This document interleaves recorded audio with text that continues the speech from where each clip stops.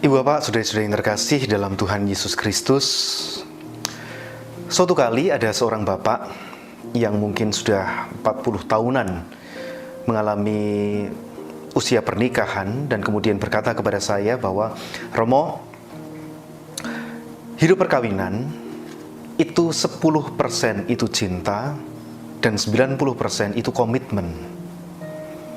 Karena dalam perjalanan waktu, aneka macam persoalan-persoalan hidup, entah itu kemudian persoalan ekonomi, entah itu kemudian rutinitas, itu perlahan-lahan menggerus cinta yang pada awal itu begitu menggebu-gebu.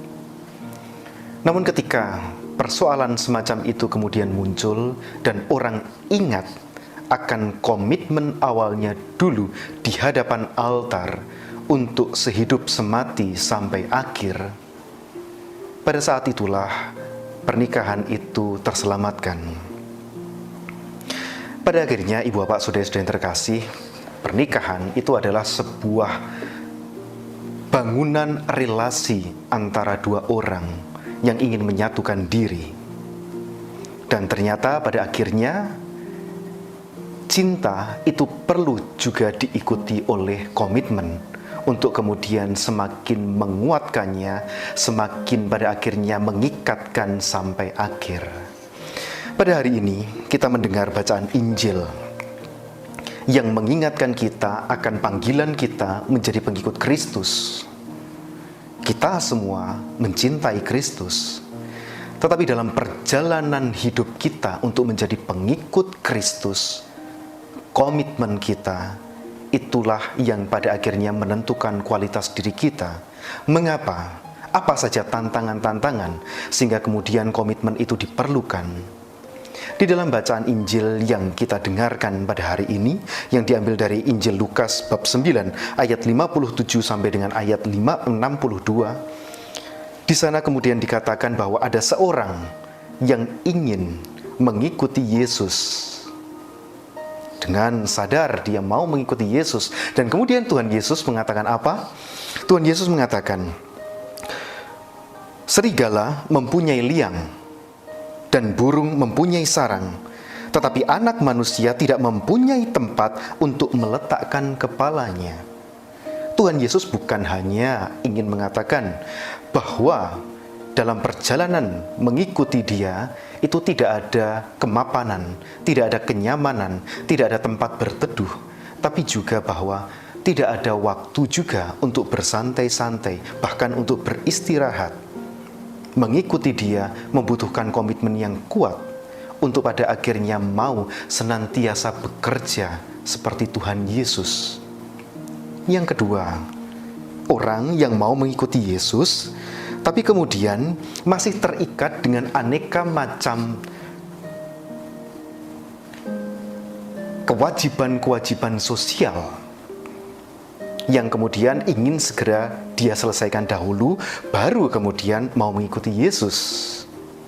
Tidak jarang pada akhirnya kita itu seringkali ketika mendapatkan aneka tawaran, entah dari romo paroki, entah dari romo siapapun itu untuk melayani sesama, jawaban kita kerap kali, saya tidak punya waktu, Romo. Saya masih harus menyelesaikan ini dan itu. Jangan sampai Tuhan menjadikan benar-benar apa yang kita katakan, sampai pada akhirnya waktu yang kita miliki diambil benar-benar oleh Tuhan, sehingga pada akhirnya kita benar-benar tidak bisa melayani. Yang ketiga, ada orang yang mau mengikuti Yesus, tapi kemudian dia masih terikat, memiliki ikatan-ikatan yang kuat dengan masa lalunya atau dengan orang-orang yang dicintainya. Tadi dikatakan di dalam bacaan Injil bahwa, Tuhan, aku akan mengikuti Engkau, tetapi izinkanlah aku pamitan dahulu dengan keluargaku. Tetapi Yesus berkata, setiap orang yang siap untuk membajak tetapi menoleh ke belakang tidak layak untuk kerajaan Allah. Tidak jarang ini juga menjadi pergulatan kita ketika kita hendak mengikuti Yesus, hendak menjadi pengikut Yesus.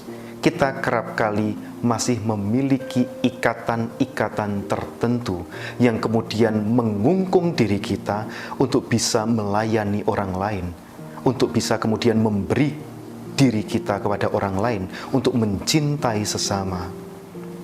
Kita terikat untuk mencintai hanya orang-orang yang kita kenali, hanya orang-orang terdekat kita. Maka Ibu Bapak, Saudara-saudara yang terkasih, pada akhirnya kita sekalian ini adalah pengikut-pengikut Kristus.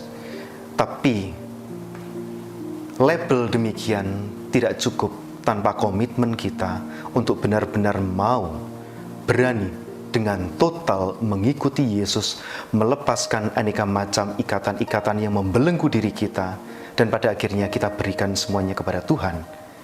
Dan akhirnya kita pun perlahan-lahan dapat menjadi pengikut-pengikut Yesus yang setia, yang sejati. Berkat Tuhan menyertai kita semua. Amin.